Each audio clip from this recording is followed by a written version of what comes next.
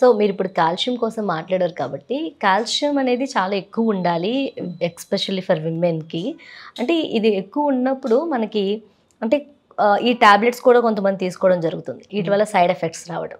So ఈ tablets కాకుండా food వల్ల మనం కాల్షియం పెంచుకోవచ్చా? ఒకవేళ పెంచుకునే ఛాన్సెస్ ఉంటే ఏ ఫుడ్ అది? కాల్షియం ఉన్న ఫుడ్ ఏంటంటే anything that is white, milk, curds, తర్వాత డ్రై ఫ్రూట్స్, వీటన్నిటిలో కాల్షియం ఎక్కువ ఉంటుంది. అండ్ తర్వాత ఈ పండ్లలో కూడా లైక్ సపోటా పండు అన్నిట్లో కూడా కాల్షియం ఎక్కువ ఉంటుంది.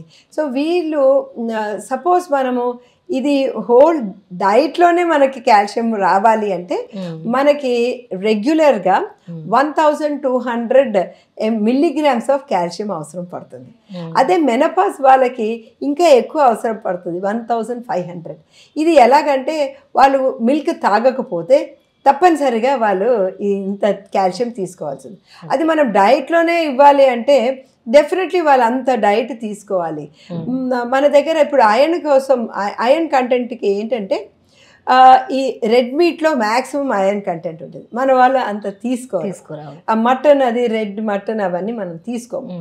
సో మన డైట్లో చూస్తే ఆల్ ఓవర్ ద కంట్రీ, మన దేశంలో చూస్తే అందరు కూడా అంత నాన్ వెజిటేరియన్ ఫుల్గా ఉండరు.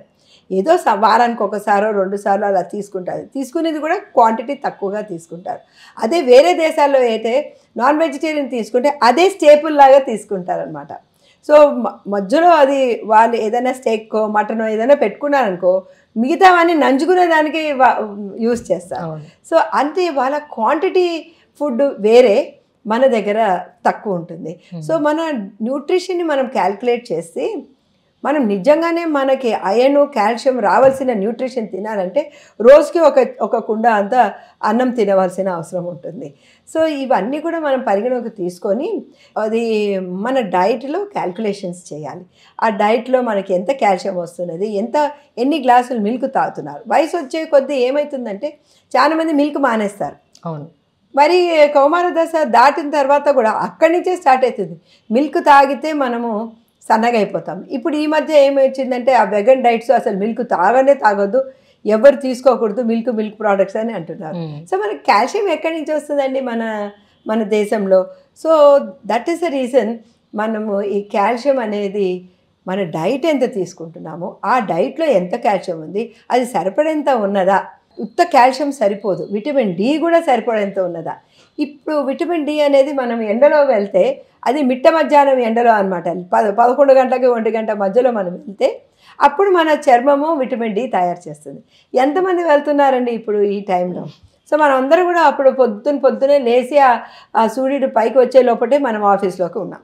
మళ్ళీ మొత్తం ఓపీ అంతా అయిపోయిన తర్వాత ఎప్పుడో రాత్రి వెళ్తున్నాం.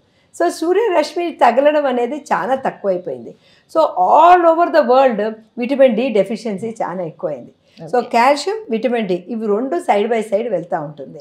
Super ma'am.